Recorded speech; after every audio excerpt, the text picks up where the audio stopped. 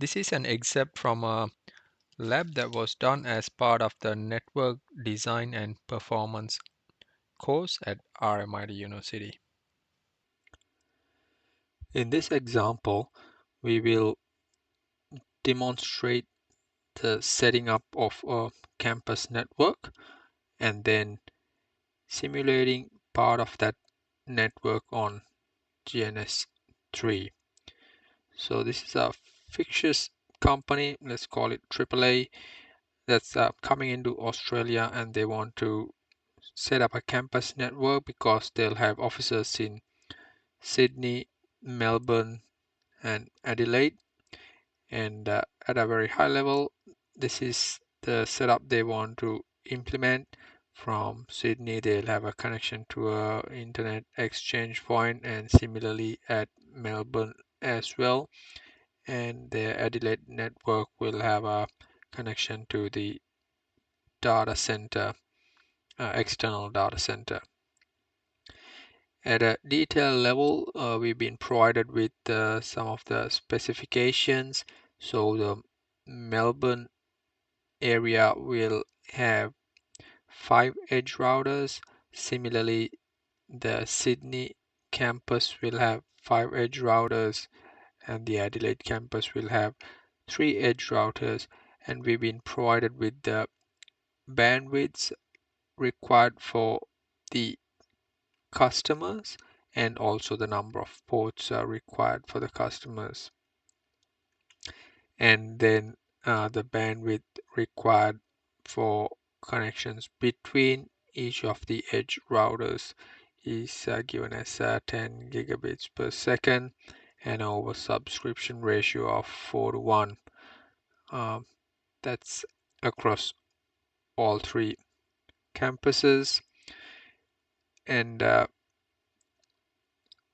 there's some specifications provided regarding the connections to the internet exchange ports as well. And the public IP that we've been provided is on the .25 subnet. So given that it's on the .25 subnet, we can do some calculations based on the number of edge routers that we need.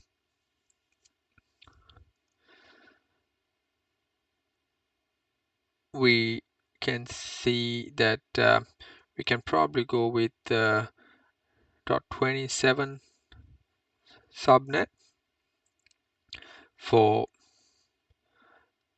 each of the areas. So if we go with the .27 subnet, it gives us potentially 30 total IP addresses for each of the areas. So we can then derive 4 areas. So one being for the Melbourne, then Sydney, Adelaide, and then the 4th one being for interconnecting all of them together, probably the border router IP addressing. So that's the detailed specification, and that's the planned IP addressing. So if we go into the logical design, this is sort of what we've come up with based on the number of edge routers, and we have redundancies here as well. As you can see, each campus got 2 core routers, and in terms of the connections, there are redundant connections to ensure there are no single point failures.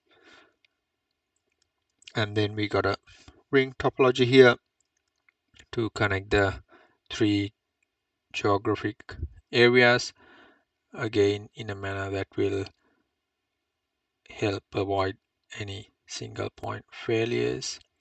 And then we got some border routers to connect to the internet exchange points and the data center. With regards to the management plane for these routers, in order to keep the data plane and the management plane totally independent, we can simply use the public internet and use the management port of these routers so that even when the data plane has issues, which we should expect, we'll still be able to use the public internet and troubleshoot and solve those issues remotely. So what this sort of management plane design using the public internet will allow configuration of each of these routers pretty much from anywhere.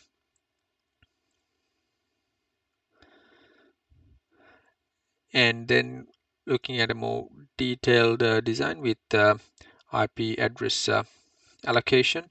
As we mentioned earlier, we are assigned a 25 subnet, and based on the number of routers in each campus, we did some calculations and concluded that if we use a .27 subnet, it will give us about 30 IP addresses per campus. So that's what we have done, and then based on that, we've allocated IP addresses to each of these routers and then to these interfaces.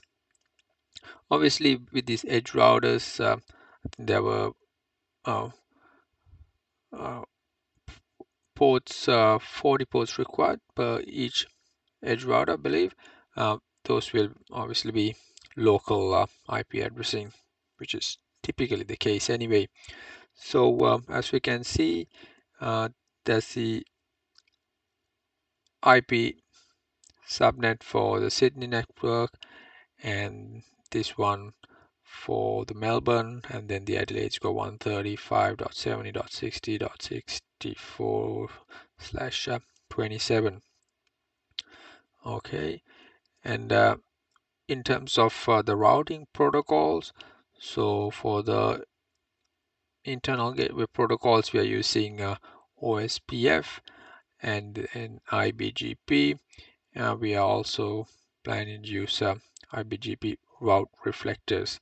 And to connect to the external areas, we'll be using EBGP.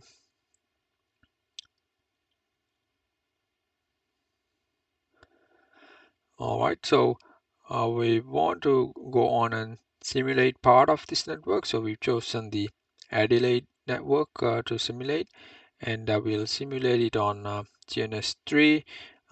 We'll essentially set up what we've illustrated here on GNS3, which is a snapshot seen here of that setup.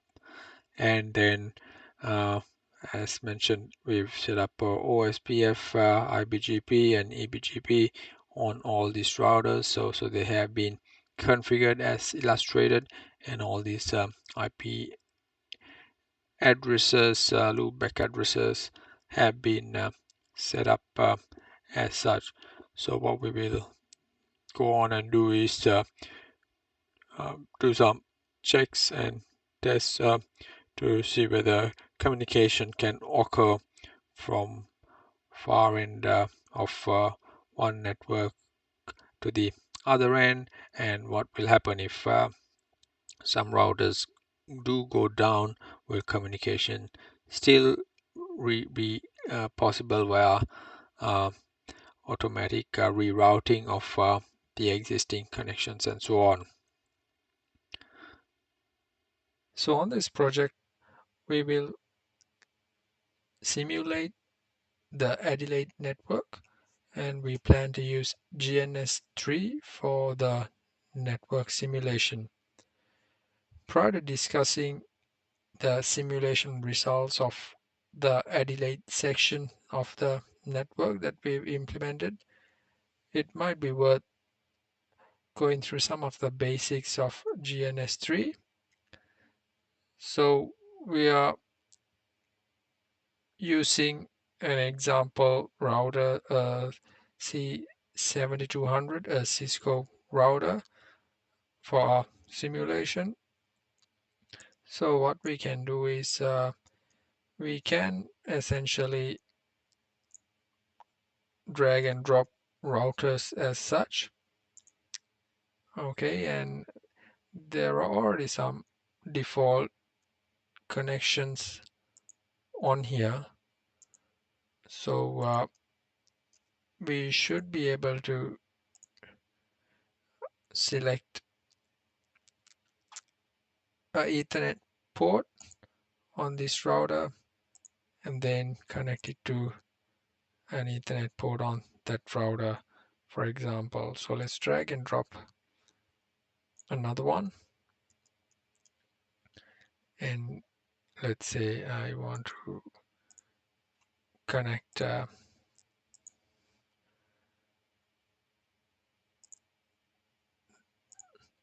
these two together using these two ports as such.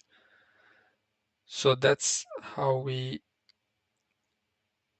drag and drop the routers we want and then make the physical connections. So on the Adelaide network, we will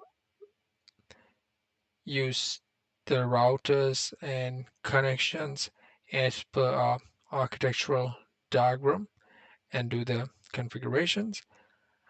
However, here we will just go through some basics of setting up a few routers and configuring them to get the basic functionality. So as an example, we will set up this configuration on GNS3.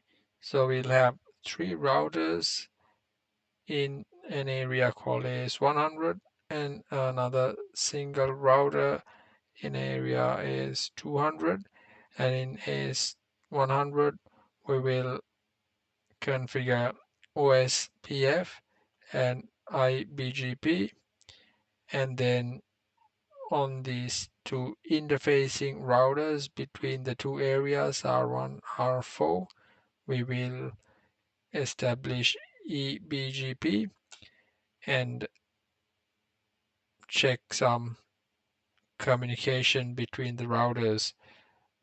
We will go through illustrating the process of configuring some of these features to demonstrate the basics of GNS3 for the purpose of simulation.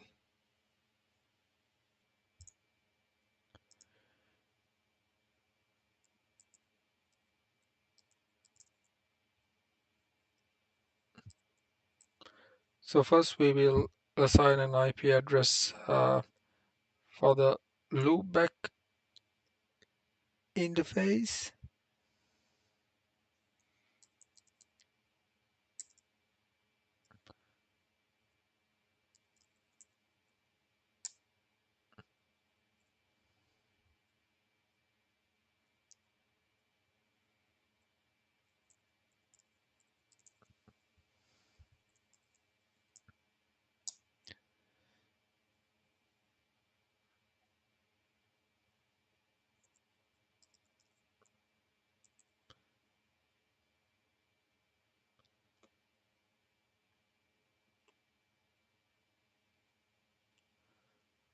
Let's assign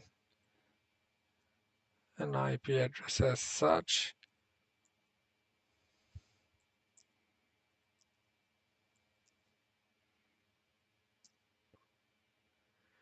Okay, and then let's assign the IP address to the fast Ethernet um, 1/1.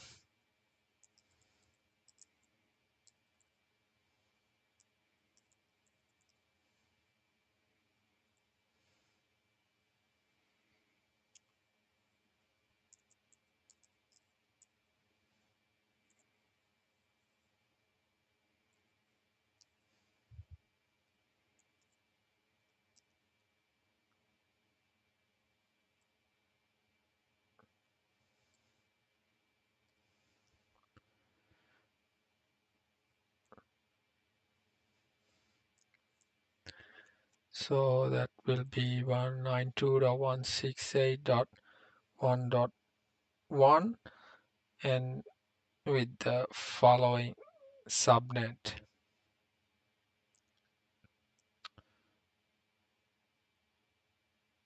Okay,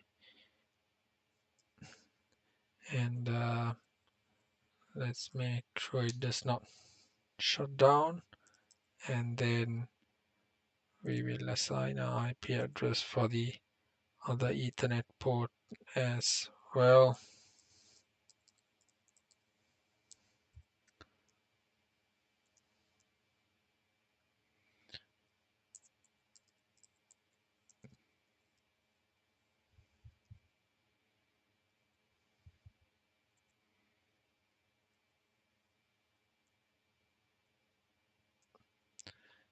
And again,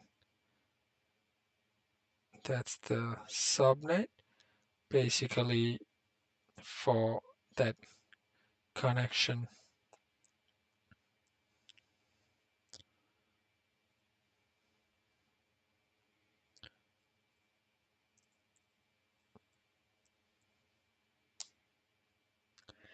And once we write some configurations, we need to ensure we type in WR so that it will not get deleted from the router. Okay, so we have now done that.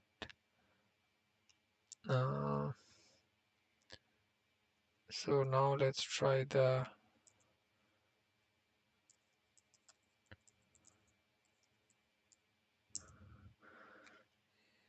so now we can see that we have assigned some IP addresses to these Ethernet ports that we have connected to the neighboring routers, and that's the loopback address of the router itself, and we can see that they are now up and running. So we will do that to all these routers as well. I won't illustrate me doing them. Obviously it will take time for me to do that, and I don't want to take up time on the video, but so we will be doing a similar thing on the other routers as well. So on this router itself, we will now configure OSPF.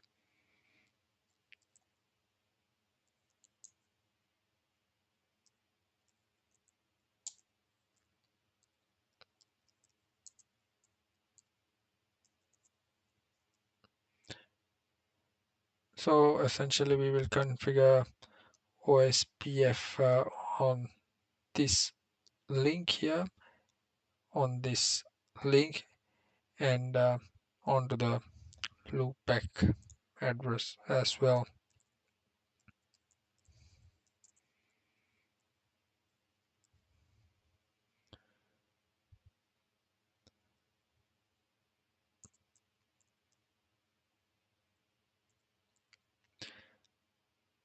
And let's signify that as area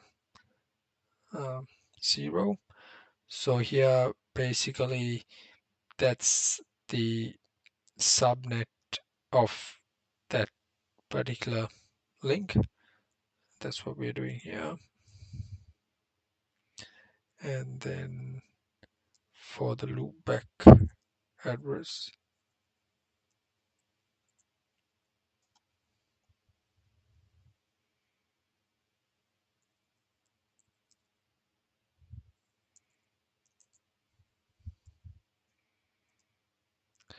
and finally with the other link connecting the second neighboring router.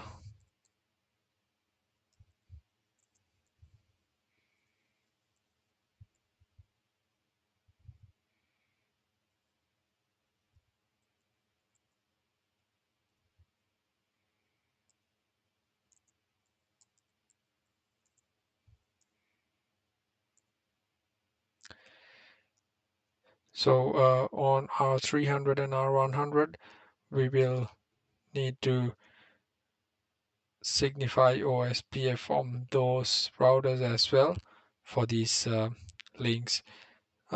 It will take the similar format for R100 and R300 as well in terms of configuring OSPF.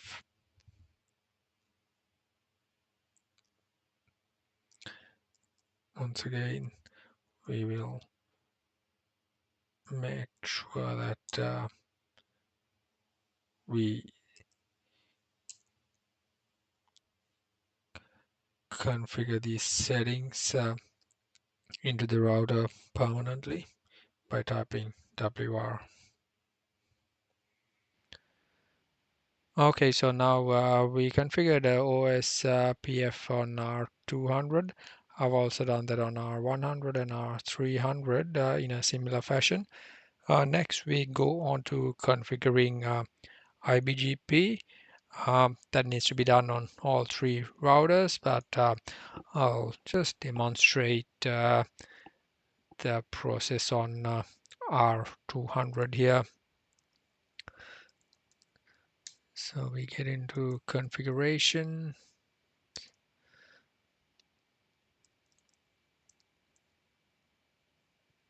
So this is area 100 as per the example. So we use 100 here.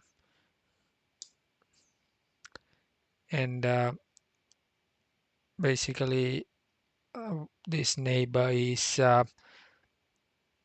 having a loopback address of 1.1.1.1.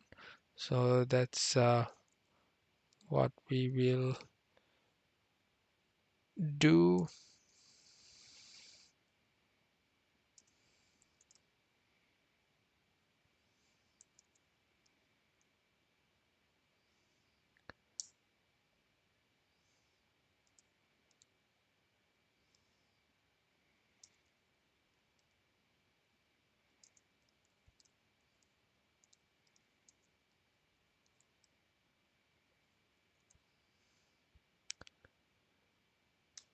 Okay, and then our other neighbor has a loopback IP address of 3.3.3.3.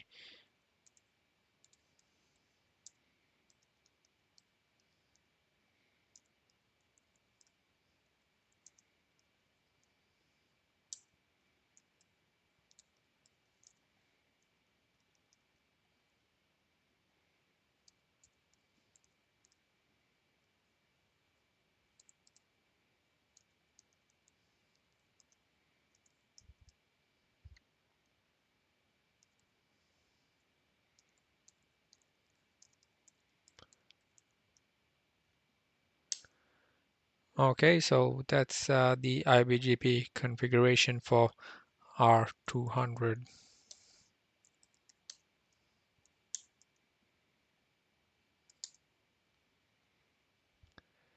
So we can do the similar thing for R100 and R300. Obviously, those will only have a single neighbor, whereas R200 obviously had two neighbors. With this layout, with IBGP, we should also actually set R200 as a route reflector. so that R300 can in fact communicate with R100 and vice versa. So let's actually do that uh, on here. Okay.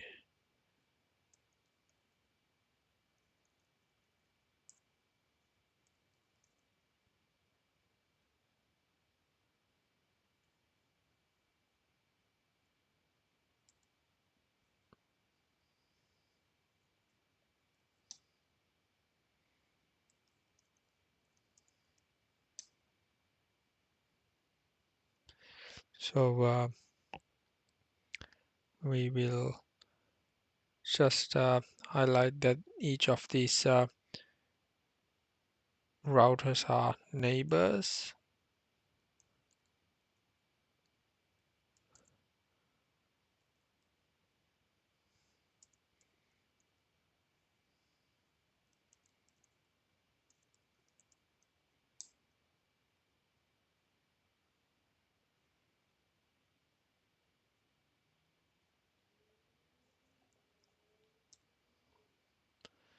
Okay, that was router 1.1.1.1,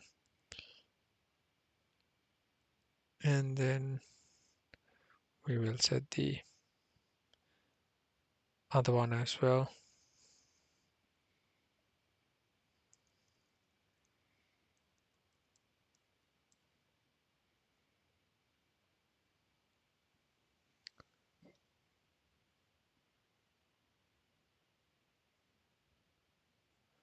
Yeah.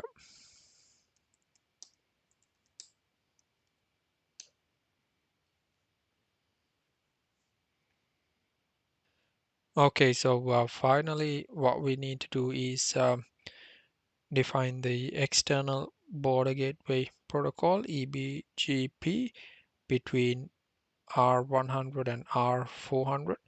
So as per the example, this one was one area and area 100, and this one we call area 200. And we now just need to define that EBGP between these two routers, which is basically interfacing the two areas. So we are on the console of R100. Okay, so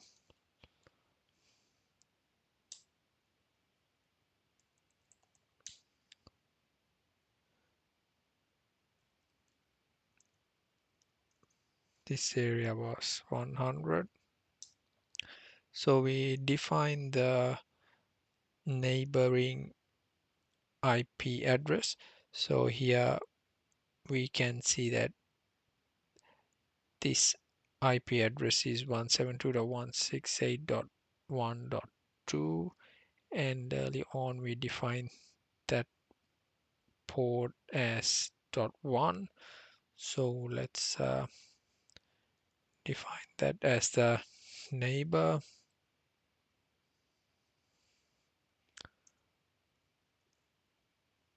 and that external area is called 200 in this instance.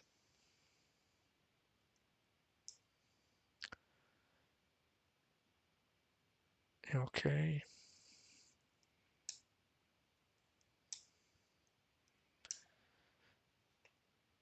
And we got to do the same on R400 as well. Let's open up the console port of this one. Okay, so we can see that as mentioned earlier, that port is 172.168.1.1. Okay, so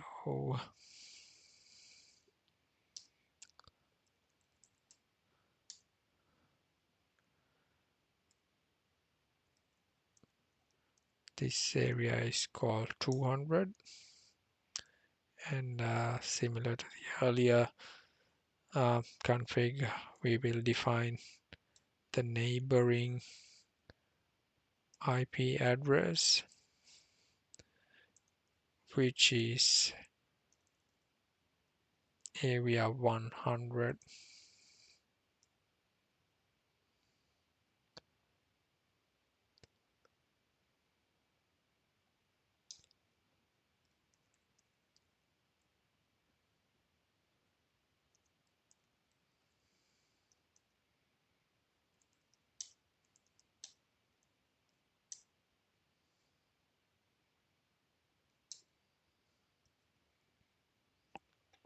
Okay, so we've done the setup. So let's jump back onto our 300 console and look at the OSPF setup.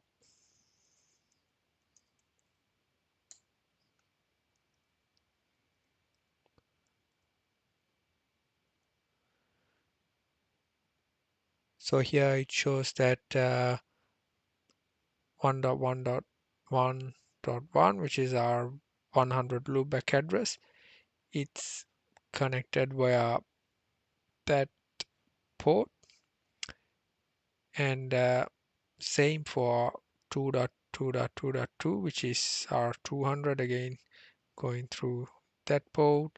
3.3.3.3 is itself obviously directly connected, which is the loopback address, and that one 4.4.4.4, which is our 400, and it's connected via that port IP, which is listed here, and so on and so forth. And these IP addresses are basically that port and that interface, the /30 subnet defines this interface with these two IP addresses. Okay.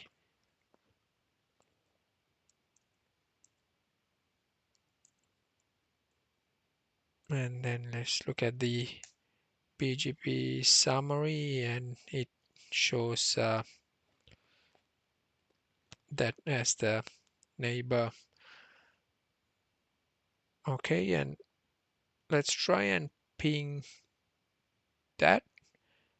For that to work, the signal needs to go through all these routers. So 4.4.4.4 is the loopback address of our 400. Okay, the fact that it can ping it and get a response back shows that the setup is working. This is the setup of the Adelaide campus that has been simulated on GNS3. So we have set up the 3 edge routers, and then the 2 core routers, and then you have the border router, which links to the external data center.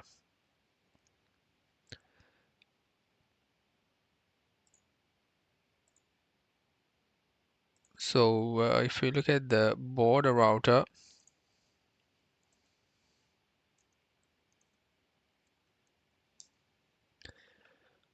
that's the interface that's been set up,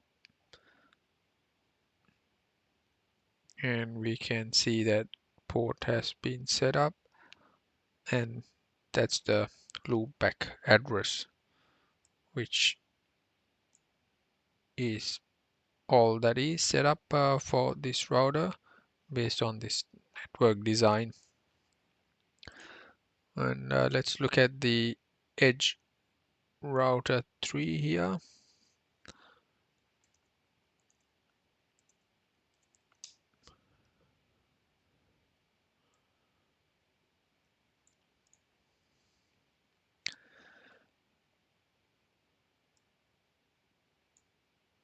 And here we can see there are 1, 2, 3. Yep, there are 3 Ethernet ports that have been set up as per these IP addressing, and then you got the loopback address. Let's see whether OSPF has been set up.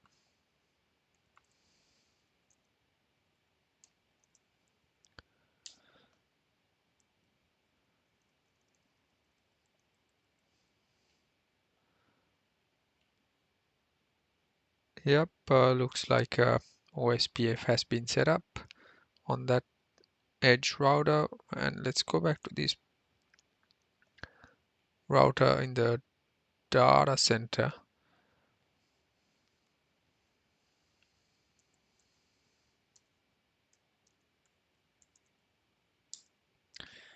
There is no OSPF.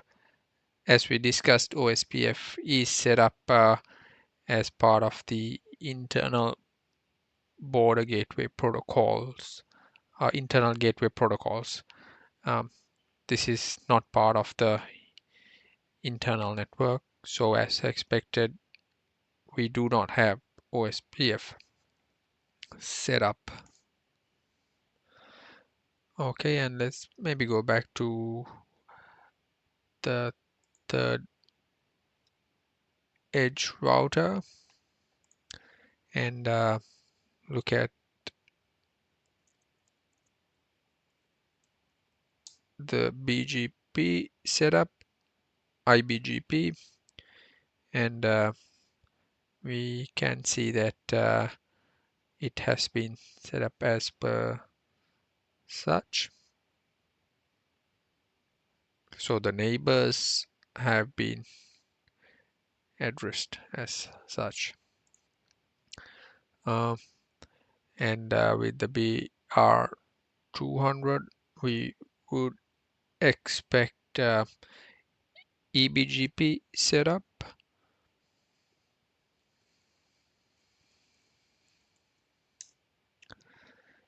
And yeah, we can see that this one has been set up as a neighbor, and it lists that connection as a AS100 area network.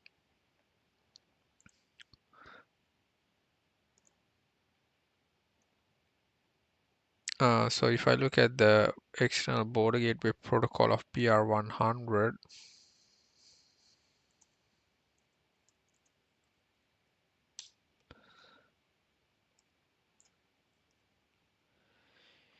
yeah, we can see that in area 100, which is its own internal network, these two have been set up as neighbors, and then it shows the data center router as an external network signified by a different area.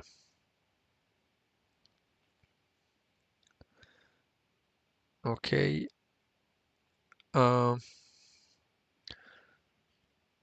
So maybe we'll go back to this one.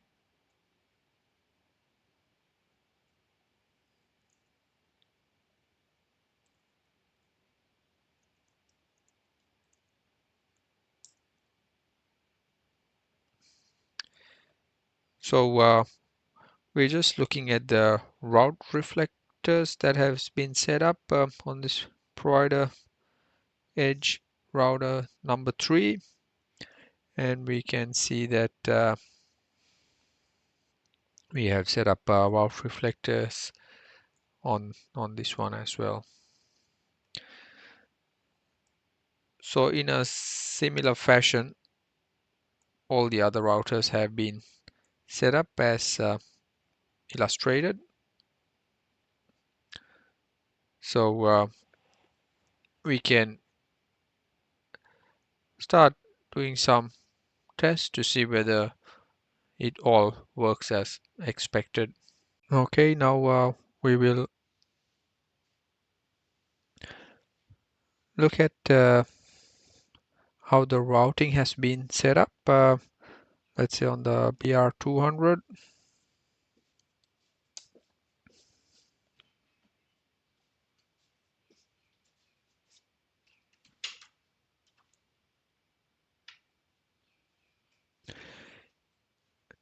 So since we've set up the external border gateway protocol, this one can essentially see all these other routers and all the other connections. And as we can see here, it can see them due to the border gateway protocol. And then what we can see here is its own loopback address, and then this interface, which is uh, connected directly to that router.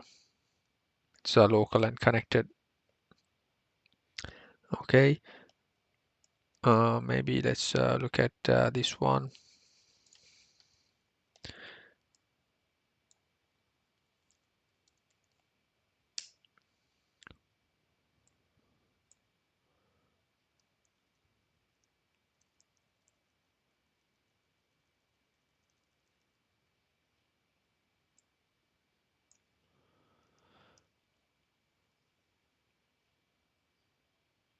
Okay, and what we again see here is we see that there are several connections that it can see based on the OSPF protocol that we have established on there. So it too can see, for example, what's this 124.31. So it can it has a connection to this interface, for example, which we just looked at earlier, and that's where the OSPF interface, and then obviously you got the directly connected ones as well. That's the provider edge 2, which is directly connected to it, and then here we can see that interface, and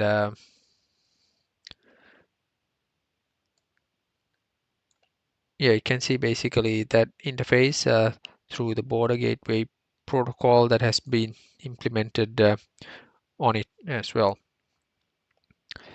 Okay, and then what we can potentially do is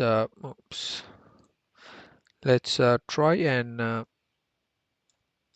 ping the data center from this provider edge 2. Okay, what's the IP address of that? 135.80.90.65, and we can see that it can ping that.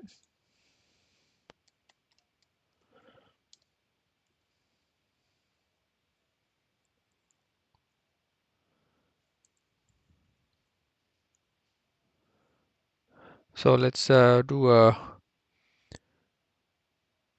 route tracing to see how it gets to that. So 135.70.60.87.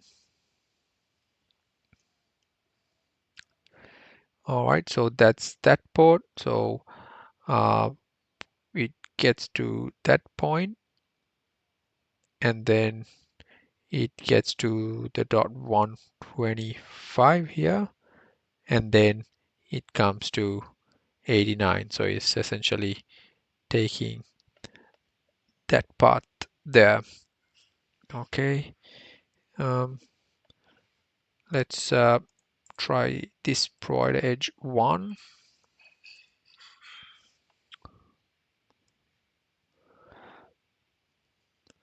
Let's ping the data center from there too.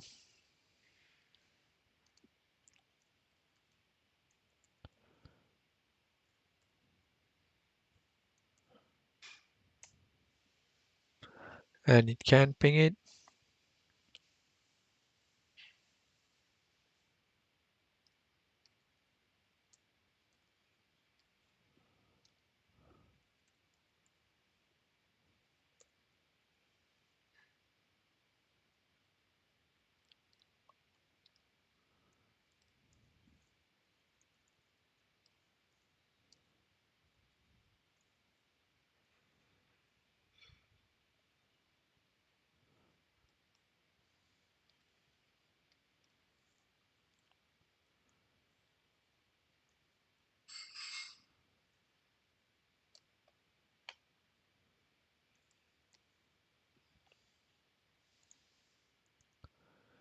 Okay, so we did a trace route from PE1 to BR200, and it's getting there from port .83 and then coming to .123 and then .89. So it's taking that path, which seems like the shortest path to take.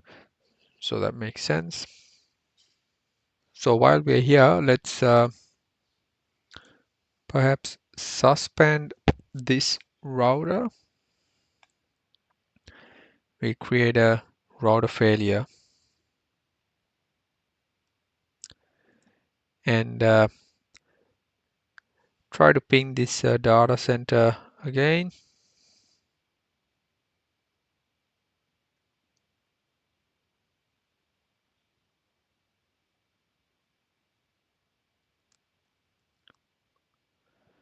Looks like it's not working.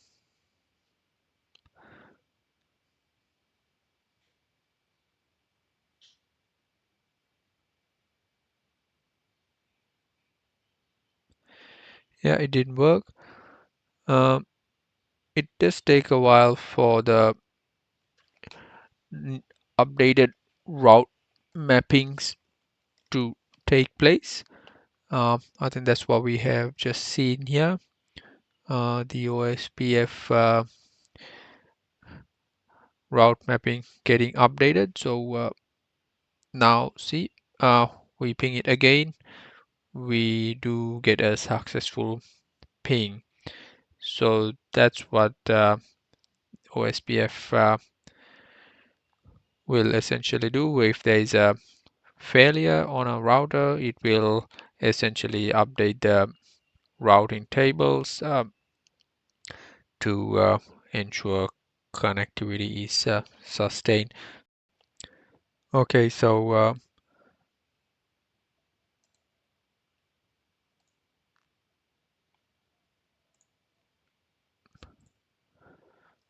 let's try pinging this data center again from PE1.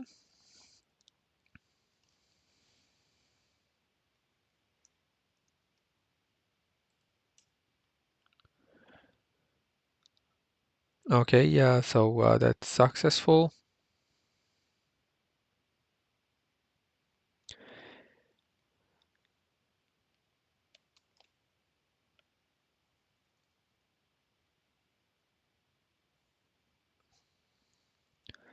So let's do a trace route. Okay, so we can see that for the first hop there are two options: hop to .81, hop to .85, but it looks like it's taken that route. And then the second hop, it's listing to 91 or 87.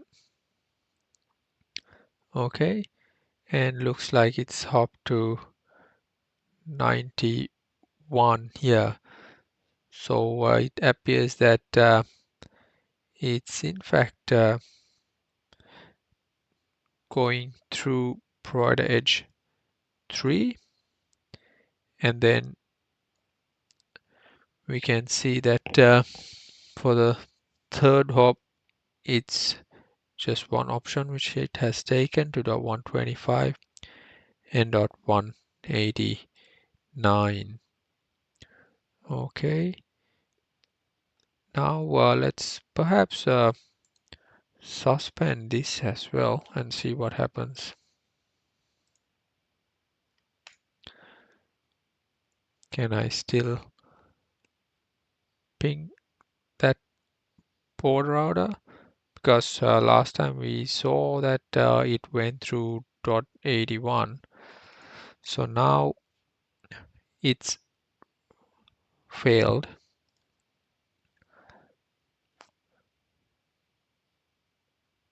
We may need to wait for a bit for the routing tables to get updated. Okay, looks like something has happened. Let's try to ping it again. Okay, we do see a successful ping now. Let's do a trace route. Now we do not see other options. Earlier we did see some options and we did see that it took the route to dot 81 and then from there looks like it's gone to P3 and come to dot 91. Now since we suspended this provider edge 2, we see that it's coming to dot 85 and then dot 91 and then coming down this way. So that's the benefit of having a route reflectors and OSPF set up. It increases network resiliency and the network will self-heal by updating the relevant routing tables if it senses failures of certain points in the path so that it can continue to establish communication with each of the routers. Okay, so we will start this router again.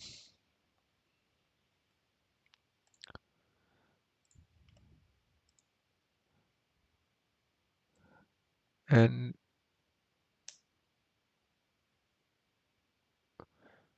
we will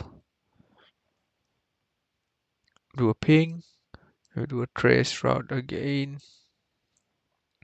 Yep, so now we are doing a trace route. We might need to wait for a while.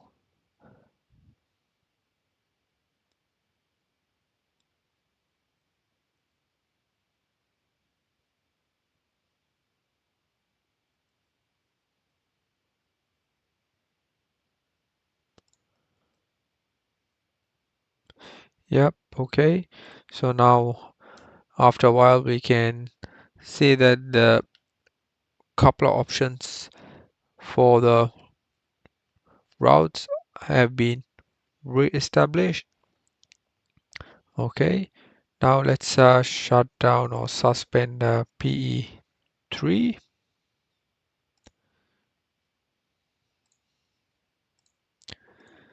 And let's ping it again, ping the data center from PE1. And we see that it's failing.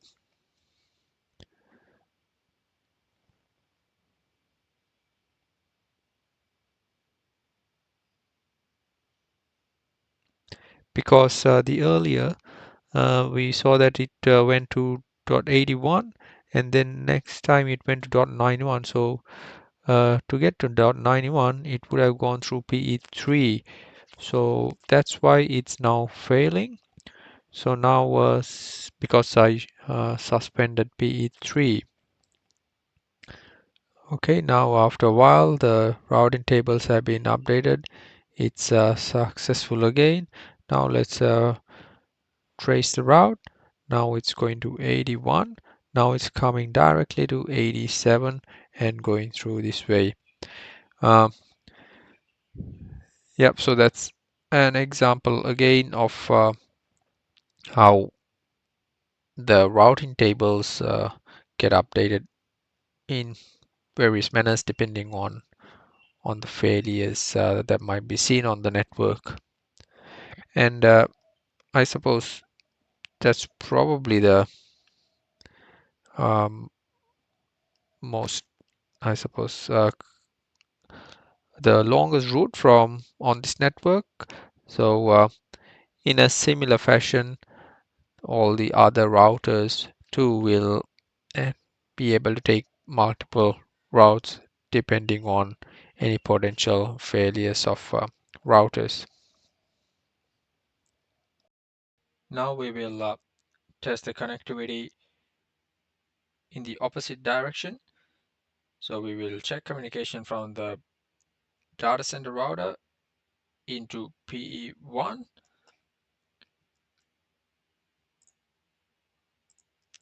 So let's try pinging from BR200 into PE1.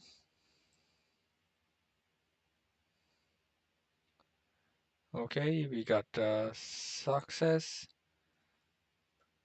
If you do a trace route, we can see it's going through .88, .122.82.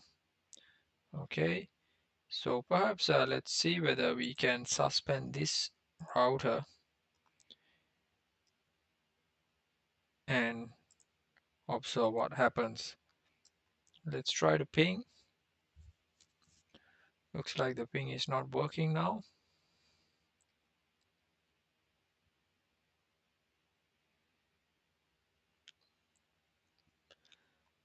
Let's continue to ping.